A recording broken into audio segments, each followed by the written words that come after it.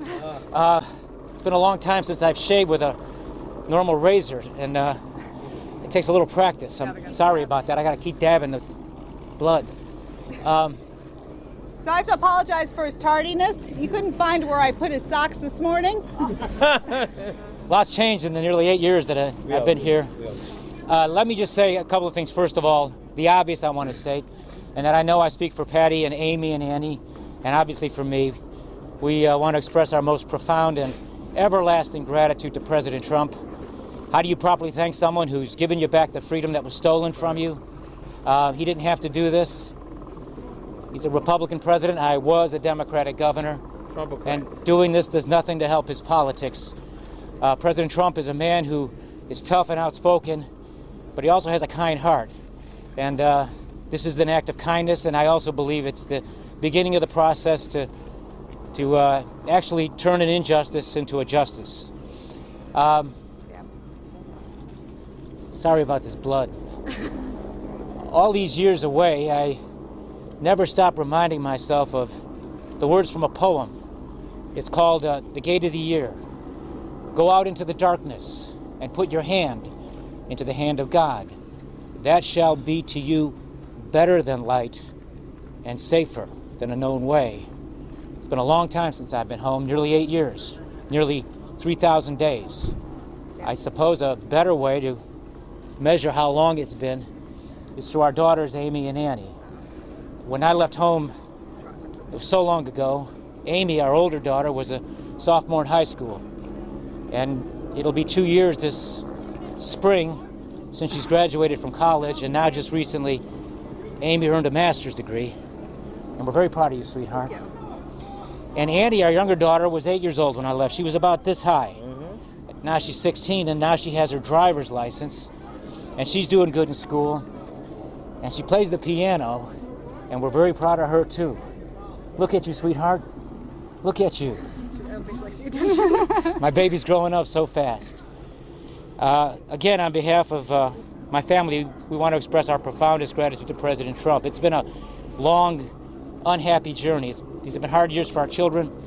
They've been hard years for Patty and for me. I spent my first 32 months in prison, nearly 3 years behind what the inmates call the razor wire, the barbed wire fence. You can't go near that fence. If you do, there are prison guards there armed with machine guns who have the discretion to shoot you. That's right. I didn't go near that fence. The buildings behind that fence where the inmates live and sleep are squalid places. They're cold and dark like tombs. There were about 900 inmates there. Drug dealers, cartel members, gangbangers, bank robbers. There were men there who committed murder, con artists, a lot of sex offenders. About 2% of the population were in the so-called white-collar category. For most of my time there, my home was a 6 foot by 8 foot prison cell with 4 cement walls, a big heavy iron door that can shut you in, a small window with bars on it, and a bunk bed. I slept on the top bunk. Often late at night, I would look through that window and past those bars out into the night sky, and I think of home. I think of my children. I think of Patty. Sometimes I could almost feel her near me.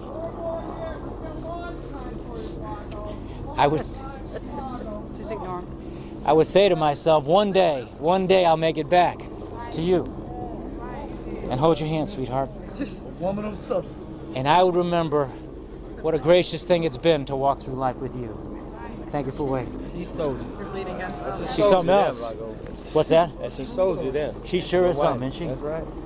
Yep. Anyway, so again, on behalf of Patty and Amy and Annie and me, we want to again express our deepest gratitude to President Trump. Like I said, as a Republican president and a Democratic governor, he didn't have to do this. But President Trump is not a typical politician. That's right. He's tough, he's outspoken, he gets things done. He's a problem solver in a business where too many politicians don't want to solve problems. All they want to do is play politics and get nothing done for the people. He's got I'm a Trumpocrat. The Trumpocrats, that's right. Are you going to vote for every time? If I have the ability to vote, I'm going to vote for him. Well, I don't know that they'll allow me to vote, but but I'll get into that in a minute. But let me just say that Make Chicago great again. Why'd you get into that politics? our president is he's tough and outspoken, and he has the courage to challenge the old way. That's right. He's the one who's actually fighting to bring real change. That's why he gets so much pushback. But notwithstanding being tough, he's also a man with a kind heart. That's right. He sees wrong and he tries to right it, just like he did in the case of Alice Marie Johnson. You know who she is, the grandmother from Alabama who served 21 years in prison on a life sentence as a first-time nonviolent drug offender. A life sentence as a first-time nonviolent drug offender. The first step, let a lot of them come home. Alice Marie Johnson's case is probably one of the better illustrations that shows how the federal criminal justice system disproportionately discriminates against African Americans Without a doubt. and people of color, and how the 1994 crime bill has led to the over-sentencing and to the creation of what the author Michelle Alexander has called the new Jim Crow in America.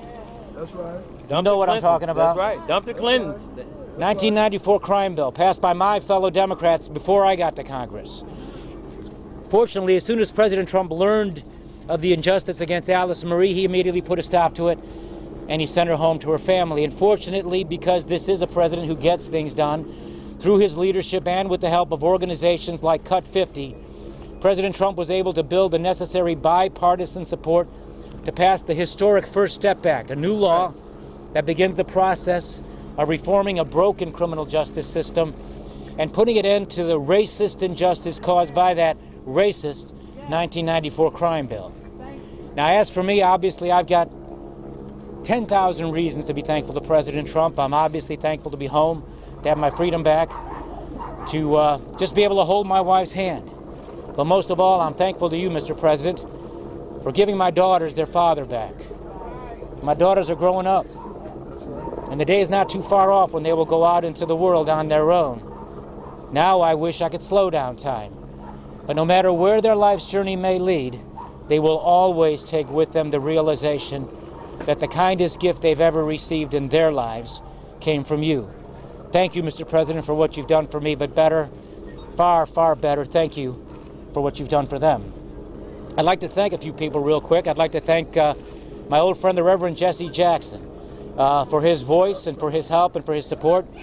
Yeah. I want to thank my friend and former colleague in the Congress, Congressman Jesse Jackson Jr., for his friendship and his support. I want to thank Patty's dad, for Alderman Mell, Richard Mell, for his love and support to our daughters and to his daughter, Patty.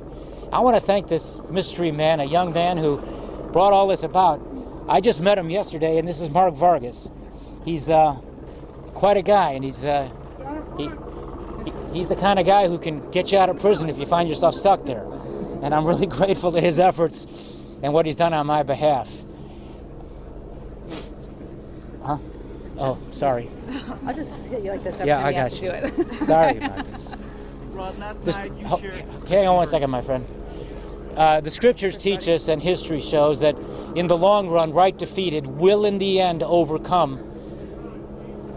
The scriptures teach us, and history shows, that in the long run, right defeated will in the end overcome wrong triumphant. And as Dr. Martin Luther King used to say, truth crushed to earth will one day rise again, because no lie can live forever. I'm returning home today from a long exile, a freed political prisoner. I want to say again to the people of Illinois who twice elected me governor, I didn't let you down. I would have let you down if I gave in to this.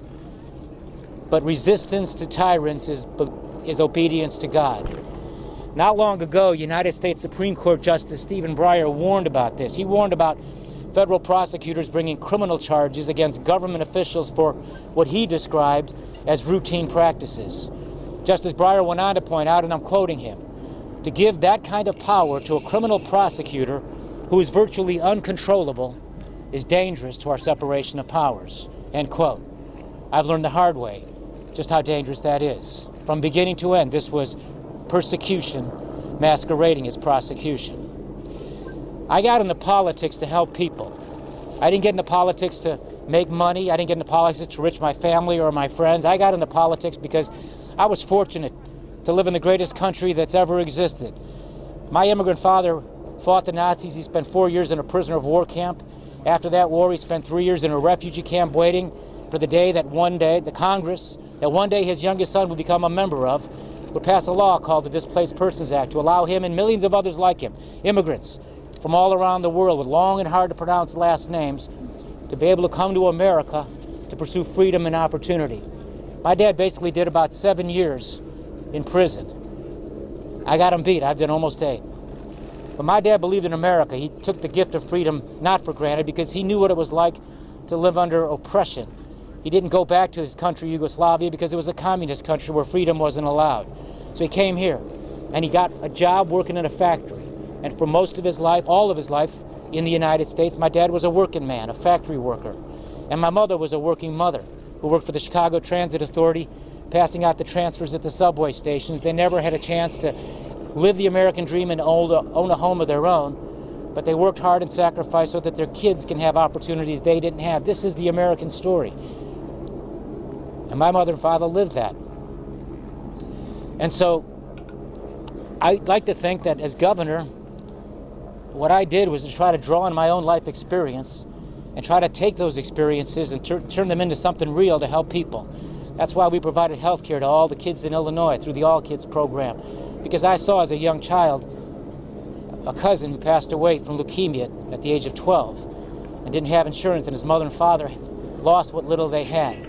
We provided free transportation to every one of our senior citizens and to the disabled.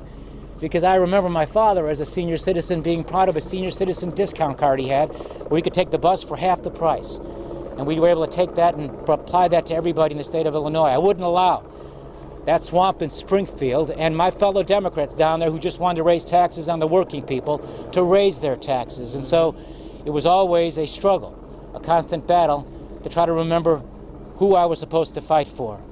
And so I hope now, looking to the future, that I can draw from my life experience, particularly those over the last 8 years in prison and 11 years since this all came to us, and do something to try to fight to help people who've been wrongfully incarcerated, or those, and this is probably the rule and not the exception, those who have been over-sentenced, nonviolent offenders who've made a mistake, did wrong, but have been sentenced to years in prison that not only destroy their lives and steal from them their futures, but they hurt their children and their family. I saw what they do to families because I saw it happen to my own. And every time I'd go into the visiting room to visit with my family, I'd look around that room and I'd see mothers with their children, and you can tell it was a mother because you can see it in the sadness of her face. I would see fathers with their young children, and you can see the discomfort that the family feels. So I hope that as I move forward, I can take some of that experience that I've had and try to do what I can to try to improve what is a broken, and I believe in many cases a corrupt criminal justice system. When it comes to crime and punishment in America, the United States incarcerates 6 to 10 times more people than any other industrialized nation in the world. We put more people in jail than China and Russia. Federal prosecutors like to boast about their 97% conviction rate. But doesn't that boast show just how rigged the system is? Unless you're the undefeated boxing champion Floyd Money Mayweather, who else ever wins 97% of the time at anything? He's not even undefeated anymore. More time than Nazi war criminal. No, he hasn't lost. Oh, no, Floyd? No, Floyd Money Mayweather has not been defeated. Don't say that, Patty. You'll probably get a phone call from him. Everyday people who find themselves caught up in the system have no chance. And many of them recognize the futility in fighting for their rights, so they just give in. And under duress, because they're being threatened with long sentences, they agree to plead guilty to things they didn't do. Unfair and cruel over-sentencing is the rule. It's not the exception. Equal protection under the law doesn't exist. Wildly unfair disparities in sentencing for the same or similar offenses are not uncommon and defy common sense. And in way too many cases, way too many nonviolent offenders are given way longer prison sentences than violent offenders and sex offenders who've actually caused great physical and emotional harm to their victims. It is a broken criminal justice system, and it has been for a long time. Right. And it's a racist criminal justice system. But there's hope. And one of the great ironies of history is that so far up till now, in the history of our country, no one has done more or is currently working to do more to fix this broken and racist criminal justice system than President Trump and Jared Kushner. That's right. One last thing. I'm going to dab this blood again. Am I good?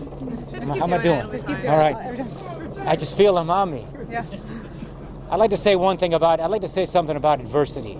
And I'd like to direct my remarks to all of my fellow underdogs out there who find themselves up against powerful forces and long odds.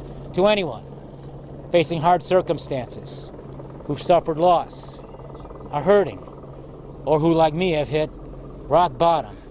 You may be down. All your hope may seem to have disappeared. The road you have to travel is a long one, and home, that's where you want to be, is so far away you can't even see the flicker of a light at the end of the tunnel. But don't give up. Don't give up. Think of the people you love.